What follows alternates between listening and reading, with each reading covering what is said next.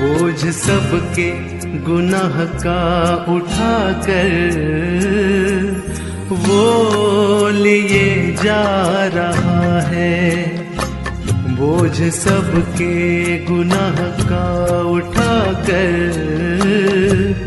वो लिए जा रहा है। परमेश्वर के धन्य नाम की महिमा हो। आज के आराधनात्मक मनन की ओर आप सभी का बड़े विनम्रता पूर्वक स्वागत करता हूं। आइए हम आज के मनन के लिए पढ़ते हैं लूका रचित सुसमाचार अध्याय 23 पद 34। तब यीशु ने कहा, हे पिता, इन्हें क्षमा कर, क्योंकि ये जानते नहीं कि क्या कर रहे हैं। पढ़ी गई बाइबल भाग में सूचित की गई प्रभु की प्रार्थना हम सबके लिए परिचित एक प्रार्थना है। हमारे प्रभु यीशु मसीह मानव जाति का पाप के प्रायश्चित स्वरूप क्रूस पर मृत्यु सहते समय अपने पिता से ये प्रार्थना की। मैं इस प्रार्थना को द अल्टीमेट प्रेयर अथवा परम सिद्ध प्रार्थना कहना पसंद करता हूँ, क्योंकि इतनी अर्थपूर्ण तथा अवर्णनीय एवं अनमोल एक प्रार्थना दूसरी नहीं है। हमारे प्रभु यीशु मसीह जब क्रूस पर था, उनकी अवस्था मानुषिक शब्दों से समझाना बहुत ही कठिन होगा। प्रभु पर कोड़े लगाकर उनकी देह से मांस सहित त्वचा उखाड़ दिए हुए। कोड़े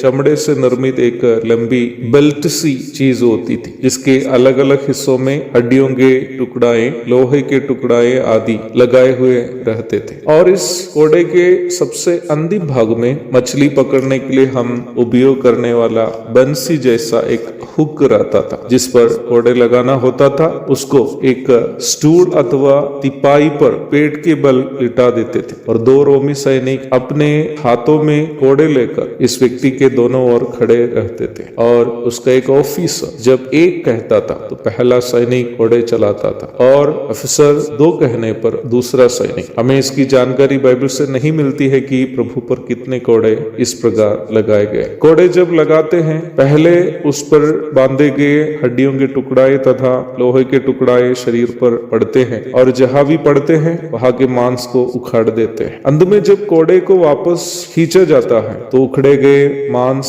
बंसी जैसा हुक पर फंस जाता है और मांस हड्डी से अलग हो जाता है। वचन 22 की 17 में हम इस प्रकार पढ़ते हैं, मैं अपनी सब हड्डियां गिन सकता, वे मुझे देखते और निहारते हैं। हड्डियां दिखने वाली देह से लाया गया यीशु मसीह के सैनिकों ने दाढ़ी खींचकर मांस सहित चेहरे से उखाड़ दिए। उनके मुंह पर थूके, सिर पर कांटों का मुकुट पहनाकर डंडा से मार मार के हिला दिए। निम्न कांटों वाले पौधे के कांटे लगभग एक वयस्क व्यक्ति के मध्य अंगुली की उतनी लंबा होते थे, जो प्रभु के सिर छेद कर कान के भीतरी भाग तक उतर गए थे। प्रभु के वस्त्र पूरे उतार कर वे लोग उनको नंगा कर दिए थे। तत्पश्चात वे लोगों ने उनको लकड़ी के एक क्रूस पर 3 कांटियों में लटका दिए। उनके पांव दोनों एक कांटी से और दोनों हाथ पसार कर 2 कांटियों से ठोक दिए थे। हर बार श्वास लेते समय उनको नीचे कांटियों से ठोके गए पांवों पर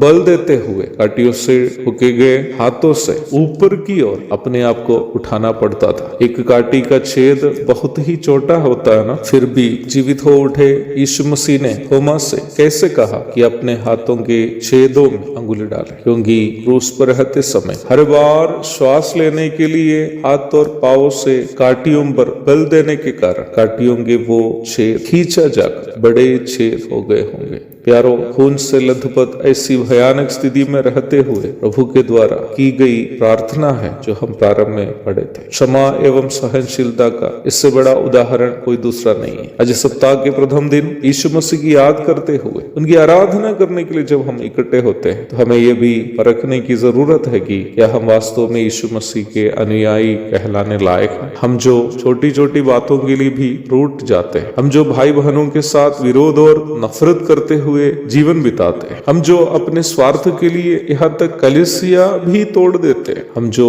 अपनी पत्नी या पति को भी बर्दाश्त नहीं करते हुए तलाक लेते हैं, हम जो छोटी सी भी हानि नहीं सह पाते, हम जो अपने भाई बहनों के सामने भी झुकना पसंद नहीं करते, हम जो घमंड और हठीली मानसिकता से चूर है, क्या वास्तव में हम यीशु मसीह का नाम भी लेने के योग्य है? अपने आप को परखते हुए प्रभु की आराधना करने के लिए ये छोटा सा मनन हम सबों की प्रेरणा बनने की कामनाओं के साथ आज के आराधनात्मक मनन को यहाँ पूर्ण विराम देता हूँ। प्रभु आप सबको आशीष दे। आमीन। क्या खता थी हमारे मसीह की, जालिमों ने जो उनको सजा दी।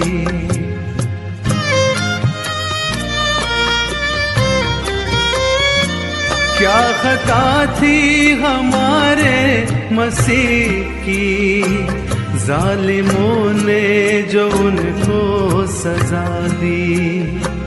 ठोक दी उसके हाथों में कीले, फिर भी यीशु ने उनको दुआ दी। ठोक दी उसके हाथों में कीले, फिर भी यीशु ने उनको दुआ दी। बोझ सबके गुनाह का उठाकर वो लिए जा रहा